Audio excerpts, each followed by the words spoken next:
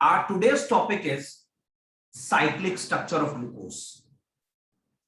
Now, see, when we have done the reactions of glucose, I told you very clearly that glucose has an open chain structure. If I'm not wrong, when we have drawn the structure of glucose, we have clearly said that if we try to draw the structure of glucose, it is an aldohexose, number one, with aldehyde group at the first carbon, then second carbon, third carbon, fourth carbon, fifth carbon, and of course the sixth carbon atom. And I thought I told you very clearly that I will be putting up the OH group on the third carbon atom, because this is 1, this is 2, this is third. On the third carbon atom, the OH is on the left hand side, rest all the OH nothing they are on the right hand side. This is how we have drawn the structure of glucose, and in fact I call it as what? D-glucose. I have already introduced this term. In any carbohydrate, if the OH group, I repeat, if the OH group is nothing but it is on the right hand side, if the OH group on the second last carbon atom is on right hand side, this is nothing but it is called D-glucose. This is what we have done. Now there is another very important aspect that we have discussed, and that is about number of chiral carbon atom. Glucose, if I'm not wrong, has 1, 2, 3 and 4. There are 4 chiral carbon atoms. If there are 4 chiral carbon atom, what does it mean? अगर यहाँ 4 chiral carbon हैं, तो मैंने आपके साथ एक formula share किया था when I was teaching you stereochemistry, and that was 2 की पावर n. 2 की पावर n. That means 2 की power 4, where n stands for number of chiral carbon atoms. So 2 की power 4 means 2 to the 4, 4 to the 8, 8 to the 16. I hope, if I'm not wrong, this is 16. So there are 16 isomers that are possible for glucose.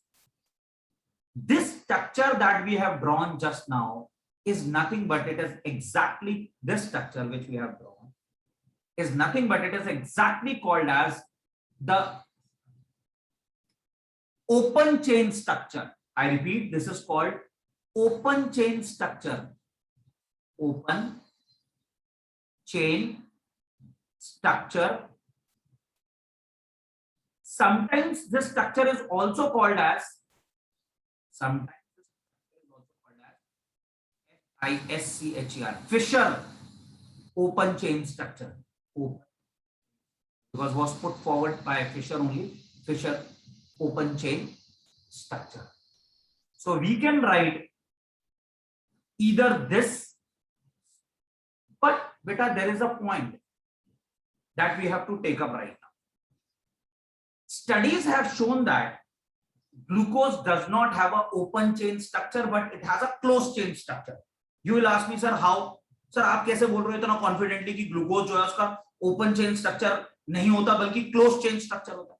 बड़ा simple है चीज बेटा. जब ये structure बताया गया close chain structure, अगर मैं बोलूं तो 2 बंदे थे बेटा. एक का नाम था Baeyer explained it, and then there was another person whose name was Haworth. इन दोनों ने इस चीज को एक्सप्लेन किया. तो अब जो हम स्ट्रक्चर लेकर चलने वाले हैं, of course it will be on the basis of them only. तो ये जो 2 पर्सन थे, इन्होंने क्या क्या बोला? Glucose can either exist in this form. This is पायरन. पायरन है तो बेटा इससे जो वर्ड आता है, मैंने आपको बताया था ग्लूकोज या कार्बोहाइड्रेट या सैकराइड के लिए जो वर्ड यूज होता है वो एंडिंग ओस से होती है, तो पायरन से पायरनोस. सो स्टडी से पता चला कि glucose if it can exist in a cyclic structure, it can either exist in pyranose form or there is another form beta which is called furan. This is furan. So of course ending ho jayegi furanose. So we have pyranose form, you have furanose form. I repeat, we have pyranose form or furanose form. Of course you may sir ask me, sir इन दोनों में से कौन सा? 2 minute wait करेंगे।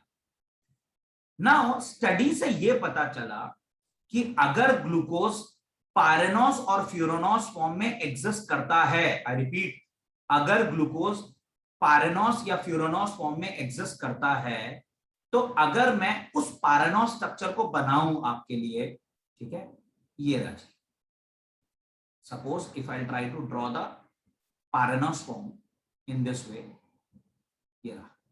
मतलब मुझे study से पता चला कि ग्लूकोज जो होता है वो पायरेनोस फॉर्म में एग्जिस्ट करता है, फ्यूरानोस फॉर्म में एग्जिस्ट नहीं करता। उससे ये भी पता चला कि अगर ये फर्स्ट कार्बन एटम है, ये सेकंड है बेटा, this is third, this is fourth, this is fifth, and this is sixth. We can easily check from here that first carbon atom and fifth carbon atom has a linkage. This linkage or epoxide linkage or oxygen linkage, if I try to draw by saying 1, 2, 3, 4 and this is 5, यानी study से पता चला कि first और fifth carbon के बीच में linkage होती है। तो मैं इस कार्बन को, इस हाइड्रोजन को उठाकर यहां पर अटैच करूंगा।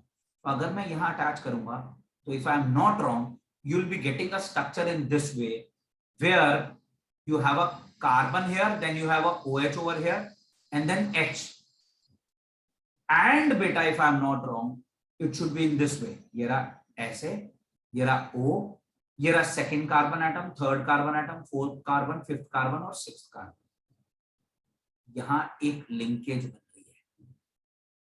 आई रिपीट, मैंने बोला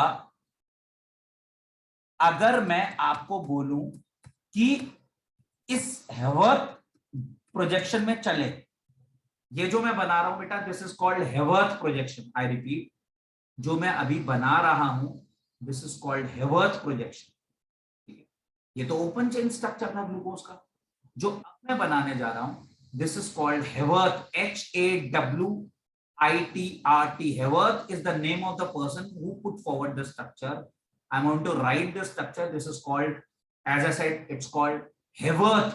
Haworth, HAWORTH, Haworth, and of course also called as Haworth projection. I repeat, it's called Haworth projection. So when you ask me, sir, how will you put glucose in Haworth projection? Sir, very easy. What I'm going to do right now is, as I said, glucose के पास linkage है बेटा। अगर आप बड़े ध्यान से मेरी बात सुन रहे थे तो मैंने बोला ये वाला जो हाइड्रोजन है ये इस ऑक्सीजन पे अटैक करेगा, तो बेटा ये जो फर्स्ट कार्बन एटम बना ये आया COH और ये रहा मेरा H, और बेटा ये फर्स्ट कार्बन था, ये बनी ऑक्सीजन की लिंकेज, ये रहा बेटा मेरा second carbon, third carbon, fourth carbon और ऑफ कोर्स ये रहा फिफ्थ कार्बन। क्या है ये रहा फिर H, देखो ये सेकंड कार्बन, ये रहा सेकंड कार्बन, थर्ड कार्बन पे OH of course is on the left hand side, ये रहा H, then बेटा this is H and again this is OH, यहां तो फिफ्थ कार्बन पे H है और सिक्स कार्बन पे CH2OH। अब यू में आस्क मी, सर समझ आ गया सर आप क्या बोल रहे हो, you said there is a linkage which is this, of course ये वाला ऑक्सीजन जो है वो आपने यहां बना दिया, ठीक है सर समझ में आ गया। बट मान लो सर एल्डिहाइड ग्रुप जो है वो मैं ऐसे लिख दूं तो कोई बात नहीं बेटा, तो मैं इस वाले H को अटैक इस ऑक्सीजन पे कराऊंगा, तो अगर मैं इसको इस पे अटैक कराऊंगा तो क्या होगा, आई रिपीट, अगर मैं इस वाले H को उस पे अटैक कराऊंगा तो आप मुझे क्या बोलोगे, सर इस केस में तो OH जो होगा वो अपोजिट साइड पे है। यस बेटा, OH यहाँ आएगा, यहाँ H आएगा, हाँ लिंकेज वैसी की वैसी बनेगी, फिर वही second carbon, third carbon, fourth carbon और फिफ्थ कार्बन, CH2H नीचे आ गया बेटा, और इन दोनों के बीच में लिंकेज बन गई। ये रहा बेटा मेरा H, ये रहा मेरा OH, ये रहा OH और ये रहा H, फिर ये रहा H और ये रहा OH और ये रहा H। If I ask you a very simple question, what is the difference between this structure and this structure? Beta, your answer will be, sir, if you clearly see they have only the change in the configuration at the first carbon atom. इन दोनों में first carbon पे configuration में change है sir, और इसी को हम बोलते हैं, जब राइट हैंड साइड पे OH होता है बेटा, पहली चीज इसे बोलते हैं, या इसको बोलते हैं बेयर्स क्लोज चेन स्ट्रक्चर। क्या बोलते हैं? Baeyer's close chain structure. यानी in fact the left and the right structure, this structure and this structure are Baeyer's close chain structure. और जहां राइट हैंड साइड पे OH आ रहा होता है बेटा, this is called alpha D glucose. Alpha इसकी नोटेशन है बेटा। इसी तरह से अगर OH लेफ्ट हैंड साइड पे आ रहा है तो we used to call it as beta D glucose. So alpha D glucose और बीटा डी ग्लूकोज जो होते हैं, इन दोनों को हम बोलते हैं anomer. We will study about anomer. So अगर आप मुझसे पूछोगे सर ये एनोमर कौन सी नई चीज है, वो स्टीरियोआइसोमर्स जिनकी कॉन्फ़िगरेशन सिर्फ पहले कार्बन पे यानी फर्स्ट कार्बन पे चेंज होती है, they are called as anomers. I repeat, the pair of stereoisomers that differ in configuration or stereochemistry around C1 yani anomeric carbon, right? So alpha D glucose and beta D glucose are nothing but they are called as, known as what? Anomer of glucose। यानी वो स्टीरियोआइसोमर जिनकी configuration सिर्फ पहले carbon atom पे क्या होगी, differ कर रही होगी, उन्हें कहा जाता है एनोमर्स, राइट? अब इससे पहले मैं आपको Haworth projection बताऊं, right? If I'll try to take up the Haworth projection first, बेटा Haworth projection को अगर मुझे बनाना है, of course alpha D glucose के लिए भी और बीटा के लिए भी, तो you can understand। देखो बेटा, this is H and OH, so what I'm going to do is you will be able to see me बेटा, अगर आप मुझे देख पाओगे, ठीक है? तो जो मैं एक्चुअली आपको बताना चाह रहा हूं फिलहाल फॉर द टाइम बिंग, ठीक है, जो मैं आपको बताना चाह रहा हूं बेटा कि how exactly I will just pick up this. ये देखो, ये जो कार्बन और हाइड्रोजन है ना, सॉरी हाइड्रोजन और OH ग्रुप ऐसे है, मैं उसे उठाकर ऐसे रख दूंगा, यानी मैंने इसे पिक किया यहां से और यहां लिख दिया H और यहां लिख दिया OH। फिर मैंने सेकंड कार्बन को भी उसी तरह से पिक किया, H ऊपर रख दिया, OH नीचे। फिर थर्ड पे OH ऊपर है तो I'm going to put OH here, H here. Fourth carbon पे, if you see very clearly beta, on the fourth carbon atom, again H is above and OH is below.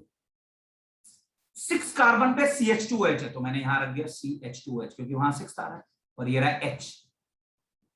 अगर OH नीचे होता है बेटा Hayworth projection में first carbon पे, तो इसे हम बोलते हैं alpha D glucose. I just now told you कि when the OH in the Bayer's projection is on the right hand side, या Bayer's closed chain structure में if it is on the right hand side, it is called alpha D glucose। अगर Haworth projection में नीचे की तरफ होता है OH, तो इसे हम बोलते हैं alpha D glucose। तो if I ask you to draw, of course, the Haworth projection of beta D glucose, need not to tell you, everything will remain same। The only point is that your OH will be on the first carbon atom will be on the top. That's why it is called beta D glucose, and both are nothing but they are called as anomers. I repeat, they are called as anomers. When I started this topic, I said very clearly, beta, glucose has a closed chain structure and not open chain structure, which was firstly being proposed by Bayer, then of course being proved by Haworth। You may ask me, sir, आपके पास कोई proof है sir? आप ऐसे हवा में तीर मार रहे हो और बोल रहे हो कि ये एल्डिहाइड ग्रुप जो है या जो भी ग्लूकोज के पास ये ओपन चेन स्ट्रक्चर नहीं होता फिशर का, बल्कि क्लोज चेन स्ट्रक्चर होता है। बेटा, I am going to give you 3 valid points today, of course on the basis of my notes. I am going to give you those 3 valid points. वो जो 3 valid points अभी मैं देने वाला हूं आपको बेटा, उसमें सबसे पहला वैलिड पॉइंट क्या है? ये राजी, despite having an aldehyde group, glucose does not give Skiff's test, does not react with sodium bisulfide and ammonia। बेटा, मैंने आपको जब एल्डिहाइड और कीटोन पढ़ाया था तो मैंने बोला था कि आपने देखा ग्लूकोज के जब मैंने ओपन चेन स्ट्रक्चर बनाया तो उसमें फर्स्ट कार्बन पे क्या आ रहा है? Aldehyde group. तो एल्डिहाइड का टेस्ट देना चाहिए ना उसे, मगर वो देता ही नहीं भाई साहब। तो आप बोलोगे कौन सा टेस्ट नहीं देता? तो मैं बोलूंगा बेटा ना तो वो स्किप्स टेस्ट देता है, ना वो सोडियम बाइसल्फाइड से रिएक्ट करता है, ना वो अमोनिया से रिएक्ट करता है। What do we conclude from this? What do we conclude? क्या कंक्लूड कर रहे हैं बेटा यहां से? वी कंक्लूड दैट कि जो हमारा ग्लूकोज है उसका स्ट्रक्चर जो है बेटा वो क्या है? It is not close open chain structure but close chain. इसका मतलब वो एल्डिहाइड ग्रुप फ्री नहीं है, वो वेला नहीं बैठा हुआ, वो कहीं ना कहीं लिंक्ड है।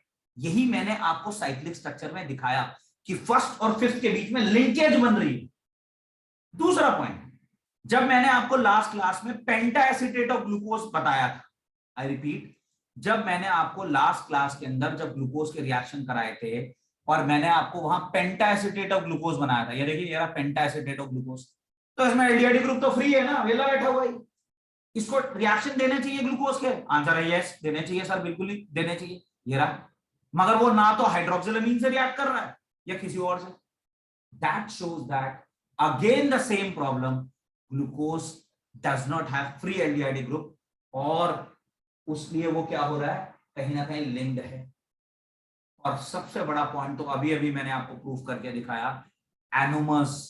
अगर पहले कार्बन पे एल्डिहाइड होता है और फर्स्ट कार्बन पे स्टीरियोकेमिस्ट्री चेंज हो रही है, इसका मतलब एल्डिहाइड फ्री नहीं बैठा हुआ बेटा, it is linked somewhere and that's why we say that glucose has a cyclic structure. The next right now I want to take up is mutarotation. अभी मैंने आपको थोड़ी देर पहले क्या बताया था? ग्लूकोज दो फॉर्म्स में एग्जिस्ट करता है, पहला अल्फा डी ग्लूकोज और दूसरा बीटा डी ग्लूकोज। बेटा if I take up mutarotation का मतलब होता है म्यूचुअल रोटेशन। अब आप बोलोगे मतलब सर? बेटा I want to tell you basically if I am talking about mutarotation और म्यूचुअल रोटेशन, इसका मतलब होता है कि एक कांस्टेंट एंगल पे आकर कोई चीज क्या हो जाए? स्टॉप हो जाए। अब आप बोलोगे सर मेरे को समझ में नहीं आया, आप क्या बोलना चाह रहे हैं? बेटा मैं ये बोलना चाह रहा हूं कि जो ग्लूकोज होता है ना, यानी दो जो ग्लूकोज की फॉर्म्स होती हैं, whether it is alpha D glucose और whether it is beta D glucose, दोनों में एक चीज होती है बेटा, और वो क्या होती है? जो अल्फा डी ग्लूकोज होता है ना, उसका एंगल होता है 111 यानी 111, इतना डिग्री एंगल होता है बेटा।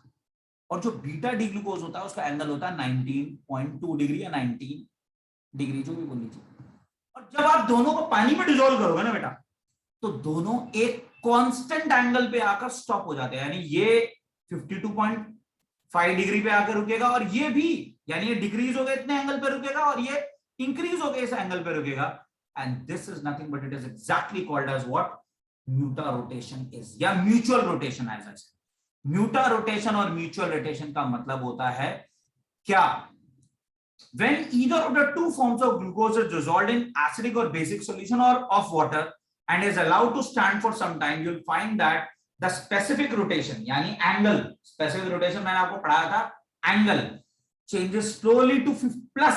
बेटा मेरे को आपको ये बताने की जरूरत नहीं है, प्लस का मतलब डेक्स्ट्रोरोटेटरी होता है, यानी डेक्स्ट्रोरोटेटरी पे आके रुक जाता है।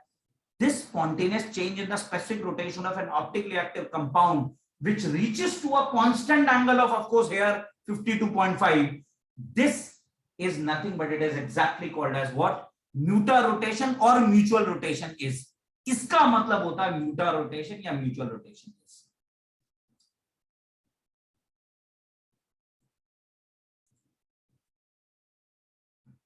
Our next topic is structure of fructose, which is of course called as fruit sugar, right? So let us start the structure of fructose. If you know the structure of glucose, it is very easy to draw the structure of fructose. See, I told you when I say fructose, right? Just like I told you, glucose is nothing but it is an aldohexose. That means it has aldehyde group and 6 carbon atom. Fructose is nothing but it is called ketohexose या ketohexosis, जो भी बोलते हैं, one and only the same thing. Keto means what? It has a ketonic group. Hexose means what? It has 6 carbon atoms. So if I try to draw the structure almost in the same way as I have done it for what? Glucose. तो बेटा fructose का structure भी कुछ वैसा से ही आ सकता है जो मैं अब बनाने जा रहा हूं. So let us start. अगर मान लीजिए मैंने लिया, ये रहा ग्लूकोज का स्ट्रक्चर कुछ ऐसा होता था. ये रहा 1 carbon, 2 carbon, 3 carbon, 4 carbon, 5 carbon and the 6th carbon. मैं बोलता था OH बेटा 3rd कार्बन पे लेफ्ट हैंड साइड पे होता है, बाकी सारे OH राइट हैंड साइड पे होते हैं. I am again against repeating my statement so that you can remember this.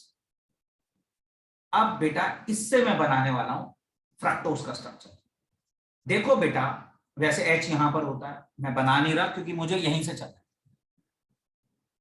देखो जी कीटोन जो होता है वो टर्मिनल पे नहीं होता, तो मुझे कुछ नहीं करना, मुझे ऊपर से 2 कार्बन कम करने हैं क्योंकि वही मैं चेंज करने वाला हूं.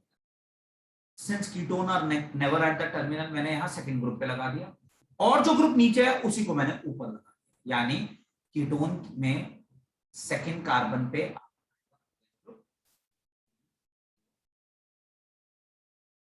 6 कार्बन हो गए. कीटोनिक कभी टर्मिनल पे आता ही नहीं बेटा, आपको पता ही है. सो दैट्स व्हाई जो ग्रुप नीचे था मैंने ऊपर लगा दिया. मैं ऐसे बोलता हूं ग्लूकोज के स्ट्रक्चर में ऊपर के 2 कार्बन हटा दो, फिर पहले कार्बन पे वही लगा दो जो छठे कार्बन पे लगा दिया और बीच में एक कीटोनिक ग्रुप लगा दो. तो फ्रक्टोज या D fructose, to be very correct I should say it is called D fructose. So from here I am able to get the structure of fructose, and of course as I said beta it should be called appropriately as D-fructose. I should call it as what? D-fructose. ये रहा, this is D-fructose. ये रहा.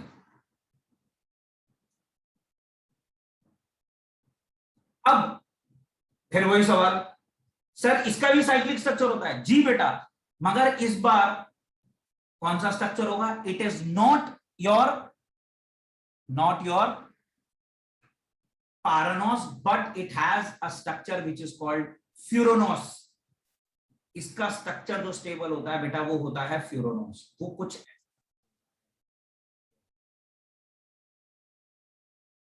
और अब अगर मैं इसके अंदर बॉन्ड्स बनाना स्टार्ट करूं तो मुझे 6 कार्बन एटम्स को अगर एकोमोडेट करना तो मैं कैसे करूंगा? 1 2 3, this is 4, this is 5 and this is 6.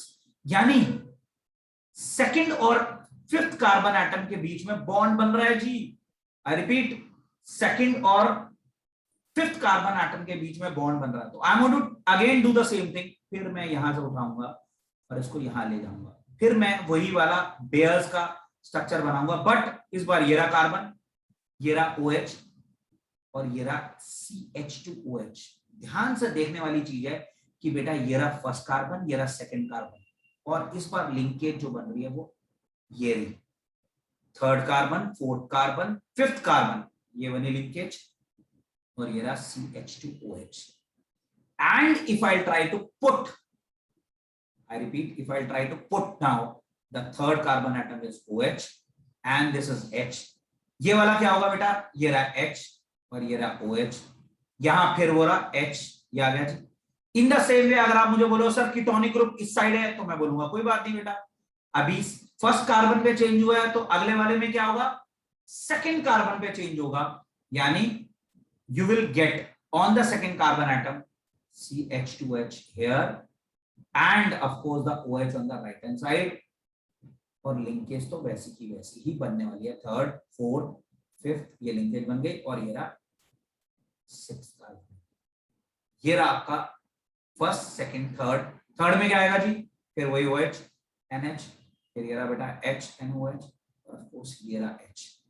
ये बना जी मेरा आपका नेक्स्ट कार्बन एटम वाला कॉन्सेप्ट या नेक्स्ट कार्बन एटम जो हमारा बनना चाहिए था बेटा. एंड ऑफ कोर्स बेटा in the same way I'll say this is called OH on the right hand side, it is called what? Alpha D fructose. And in the same way when the OH is on the CH2OH on the right hand side it is called alpha D fructose. If it is on the left hand side it is called beta D fructose. And I can similarly put this in Hayworth projection, जो मेरी Hayworth projection है बेटा, उसमें अगर मैं रखूंगा तो of course मैं कैसे रखूंगा, ये रहा. It is not in syllabus. I am just teaching you so that I must be safe कि अगर आप कल को मुझे बोलो सर आपने पढ़ाया नहीं और ये पेपर में आ गया जी, तो ये रहा 1, वैसे आएगा नहीं, 2 3 4 ये रहा 5 ये रहा 6. समझ में आया? तो बेटा अगर हम बड़े ध्यान से देखें क्या होगा जी, ये रहा फर्स्ट, ये रहा सेकंड. ठीक है, तो फर्स्ट कार्बन एटम पे हमारा क्या है, CH2OH, और OH सेकंड कार्बन पे नीचे आ गया. थर्ड में OH&H, फोर्थ में HNOH, फिफ्थ सिक्स्थ में तो CH2OH ऊपर आ गया और H नीचे आ गया.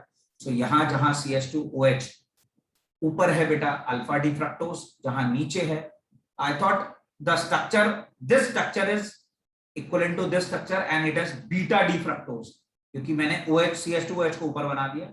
CH2OH ऊपर होता तो बीटा डी फ्रक्टोज है, और अगर CH2OH नीचे है इस, तो वो अल्फा डी फ्रक्टोज है जो आप बना लेंगे. I hope this is clear to you.